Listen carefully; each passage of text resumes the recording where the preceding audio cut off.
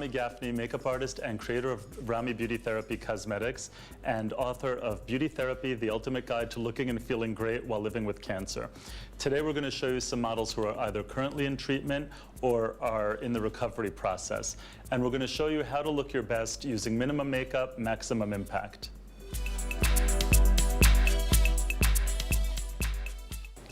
Hi, so today I'm here with Sonali, who is currently undergoing treatment for breast cancer.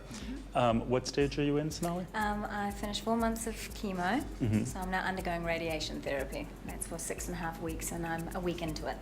Wow, okay. So Sonali is a great example of someone who is currently in the middle of treatment.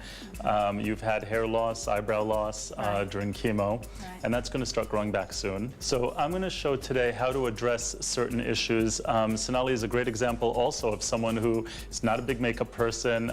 You certainly, I'm sure, don't want to start being someone using a lot of makeup while you're undergoing treatment. So I'm going to show you very minimum makeup, maximum impact to address the things that are bothering you. First thing we do is a little moisturizer.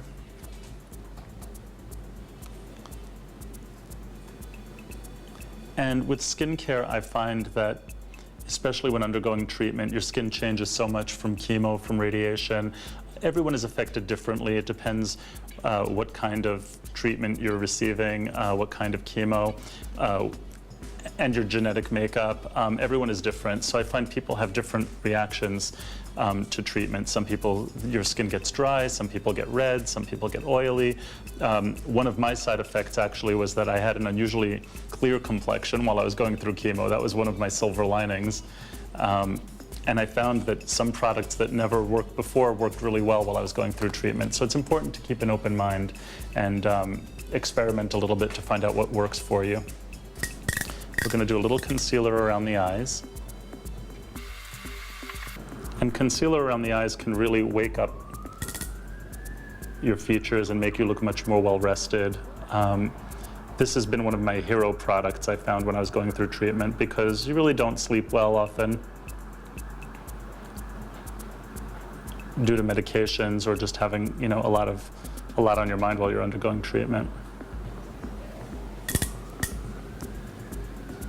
And I do concealer all around the entire eye area, lash line to brow bone too, because people are very dark on the inner rim of the eye by the tear ducts and above the eye as well. So it's very important to really apply concealer all around the whole eye. It just brings the eye forward and it acts as a base for any eye makeup you might wear. And then I'm going to do a little foundation just to even out your complexion a little bit. And this is a liquid powder, so it's very light. Okay, so we've perfected your complexion, made the spots a little less noticeable, although I like for the skin to still shine through.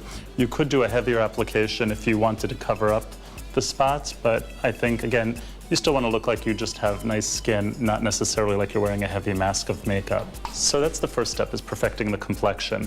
From here, we're just going to address your particular issues, which is eyebrow and lash loss, and basically just bring out your features.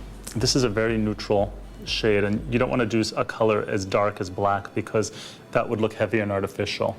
So you always want to sort of follow, you know, go lighter than your hair color when you're filling in your eyebrows. And then usually I tell people to brush this through, but because there's not a lot of hair for it to adhere to, we want to just fill it in, and then we're going to set it with a little bit of powder for insurance so that it stays put. We're going to set the concealer with a little powder while we're here. You can sort of see a little bit that it's filled in, but it looks like an eyebrow at least. It looks like great eyebrows. Okay.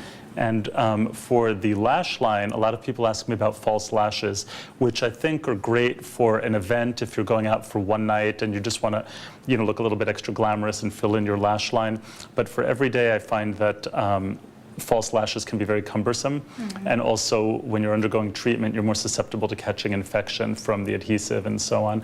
So I think it's best left for special occasions, and for every day, you want to just do an eyeliner along the lash line. And I'm going to use this pen. I usually, if someone has no lashes, I'll use a cake liner, which can look a little bit more dramatic. This is a little bit of a softer look, but I think that'll appeal to you. Close your eyes, please. and you apply it along the roots of your lash line. And if you're unsure about making a straight line, you can kind of smudge the line a little bit, because a smudged line doesn't have to look so perfect. This is a very subtle look to fill in the lash line above the eye. If I fill in the lash line on her lower lash line, I would use a lighter color, because if I use the same dark color, it would close up the eye and make it look small. And it's also much more of a made-up look to line the lower lash line. And since Somali prefers a more natural look, we're going to just do the upper lash line. And especially when you don't have lashes, or you don't have a lot of lashes, you really want a formula that's going to just glide on very easily, because it's going right on the skin. If you do have some eyelashes, even if you've just had partial lash loss, you can do a little bit of mascara to emphasize what's there, if you want to take a look. Oh, that looks great. Thank you. I like it a lot. Thank you. For the rest of the face, basically, you just want to look healthy and glowy. And we're going to do that by applying some blush called Alive to your eyes and cheeks. And this just gives like a very healthy glow. It's kind of a tawny color. With the blush brush, I sweep it right over the eyes also. This is, instead of eyeshadow, it's a great quick fix. Open. Great. So first, why don't we do a little quickie lipstick. I'm going to do this right from the tube. I usually do lipstick first and then pencil, because you get a softer line if you do the lip color first. This is a very kind of natural rose color, and I follow the natural lip line. Some people skip pencil, but pencil can just give you a much more defined look. And if you do the pencil after you do the lip color, they'll blend away together instead of leaving you with what I call ring around the lip. Great. Lovely. Thank you. Again, we've filled in your brows and your lashes, perfected your complexion, and we've played up your features very quickly and easily. The last thing is, if you wanted to amp up your look either for evening, or if you just are feeling like you need a little more of a boost during the day, you can add a little bit of highlighter. This is a face gloss. This color is called Chicks. It's very light. I found that it really can wake up your look. Open, please. Let me see. Wow.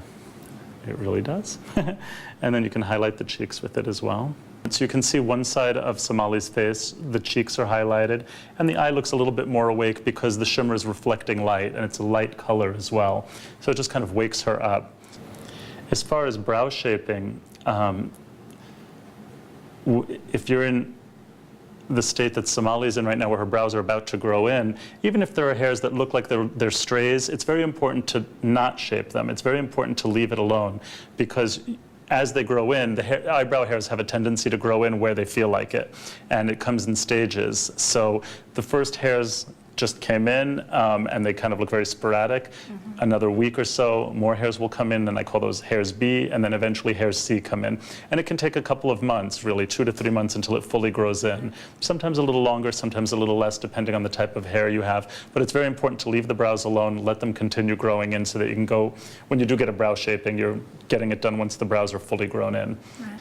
And I'm going to add a little bit of this highlighter to your lips also, just in the center of the lower lip. Voila. Thank you. It looks excellent. Thank you. And I think one of the important messages of the book, actually, is not just the physical. It's not about how you look or filling in the brow line or the lash line only. It's also about what I call inner beauty, which is basically feeling confident, having a positive attitude. And I think the exterior is meant to help you with the interior. They kind of go hand in hand. So when you do look like you more confident, you look good, you feel more confident, it's easier to face the world with a positive attitude. So I hope I've helped you do that today. Thank you. My pleasure.